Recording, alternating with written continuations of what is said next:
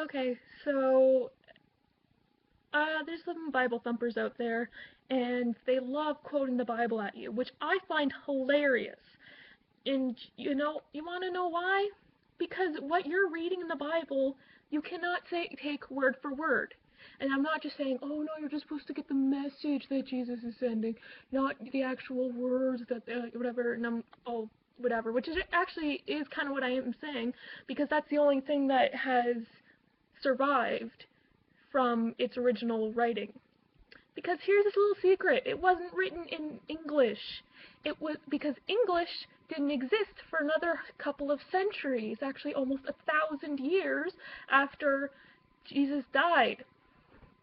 Yeah, I'm serious. And English then was so unrecognizable that we wouldn't have a chance in hell of understanding it unless we, except for just the everyday English speaker.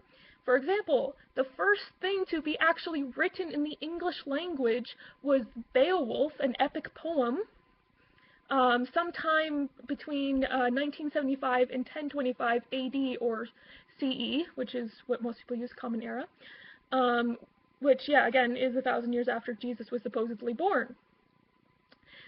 So it was written first in Hebrew, and then after that was translated to Latin, and translated through a bunch of different other languages, such as French and Spanish and all these other different Latin-based languages, before it was translated to English.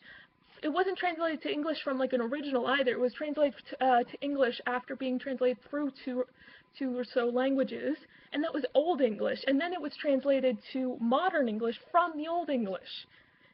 And it's, so first of all, right there and then, you're not going to get anything word for word for what was actually said, or even maybe you could have lost entire meanings, because anyone who's ever translated anything knows that, things get lost in translation.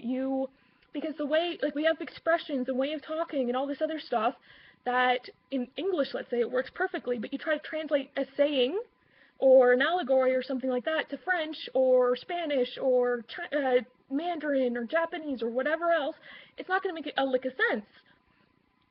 So first of all, we have it and every single time you translate something, you lose a bit of the meaning. So the fact it's been translated through several languages means we've lost a lot of the meaning. We could be reading it saying something completely opposite to what the original said, and we wouldn't know.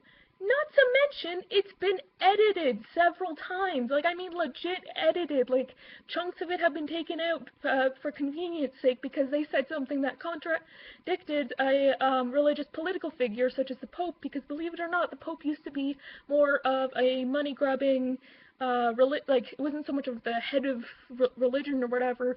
He was more a political figure than anything, and popes, if you look at anything, I'm sorry, but popes have done some really self-interested stuff. And in the Renaissance, the reason why there's so many religious paintings from the Renaissance, despite the fact that a lot of these painters weren't especially religious themselves, is because Pope had so much fucking money to actually be afford to commission all these works.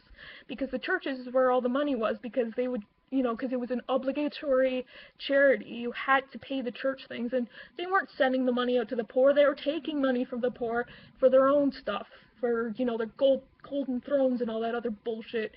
So whenever they found something that contradicted what they were saying in a law they were trying to pass in the Bible, they would just simply take it out. And considering that many people didn't know how to read at the time, they just had to, if they wanted to know something from the Bible, they had to ask a member of the church to read it to them, or recant it. So there's that. And known fact, Martin Luther, when he, when he had that whole revolution thing to, where basically Catholic and Protestants split ways, some stuff was taken out or altered there too. And yes, things weren't just taken out. Things were actually, like, what they said was altered as well to better fit their whatever. Like, I'm talking, this is from a historical standpoint, and there's actual historical evidence of this shit happening. So if you throw Bible quotes at me, I'm just gonna laugh my head off, because it's so stupid that you're doing so. Because, one, I don't believe in your religion, so your Bible quotes don't mean jack shit to me. It's basically the same thing as a kid telling an adult that they're not getting anything from Santa Claus this year. It's stupid. Second of all, what you're saying is stupid anyways, because it has no merit, because, again, like, all the reasons I just said, basically. So, yeah, Bible thumpers, you be Okay, now that at the end of this, I respect people's religions as long as they respect mine.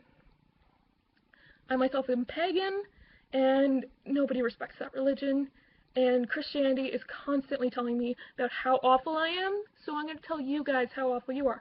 But that said, I don't hate all Christians, and I don't hate, just like, oh, you're a Christian, I hate you. No, I have friends who are Christian. I was raised Catholic. My entire family is Catholic.